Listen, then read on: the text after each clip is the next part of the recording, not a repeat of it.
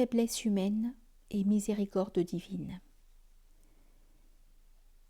Que la considération de ton péché ne prenne pas des proportions telles qu'il te prive d'avoir une bonne opinion au sujet de Dieu. En effet, celui qui connaît son Seigneur minimise son péché au regard de la générosité divine. L'homme est doté d'une nature première encline à la foi qui le rend capable de sainteté. Il est habité par un souffle divin qui constitue son secret, sirr, le plus intime, et qui lui confère un rang aussi élevé que celui des anges, chaque fois qu'il s'en rapproche. Mais ce souffle divin se heurte la plupart du temps à la faiblesse de l'homme occasionnée par les suggestions intempestives de son âme charnelle. Ses passions, ses instincts et les incessants murmures de Satan finissent par avoir raison de lui, le conduisant ainsi à commettre d'innombrables péchés. Sa qualité de serviteur de Dieu se trouve en permanence menacée par les vicissitudes de la vie.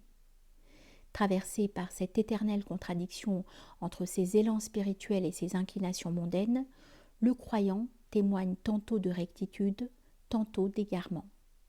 Parfois il se plie aux injonctions divines, parfois il erre dans la turpitude. Tel est le lot de celui qui porte la foi. L'enseignement spirituel de l'islam ne fait pas l'impasse sur la faiblesse et les limites de l'homme.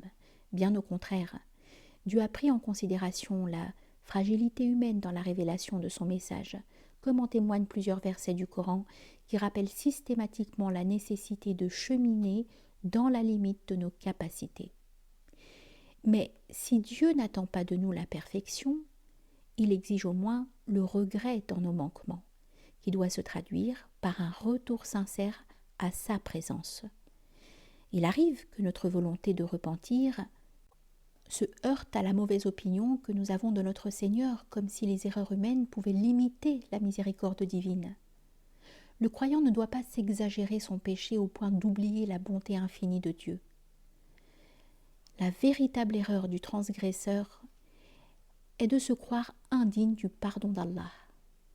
Qu'il se souvienne alors de la miséricorde d'Allah à l'égard d'Adam, lequel a transgressé l'ordre divin alors qu'il jouissait de toutes les conditions pour lui obéir.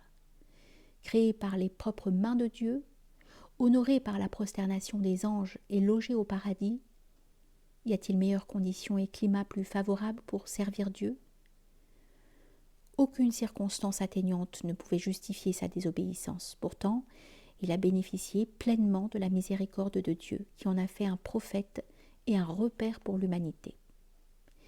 Si l'homme a été capable de désobéissance dans les cieux, comment serait-il autrement sur terre, lieu de toutes les tentations ? Aussi ne faut-il pas désespérer de la miséricorde de Dieu, car il pardonne tout être repentant et sincère, et la sincérité suppose la crainte de sa colère. L'espoir en sa miséricorde et la crainte de son châtiment sont les deux ailes qui permettent aux croyants de s'envoler vers Dieu.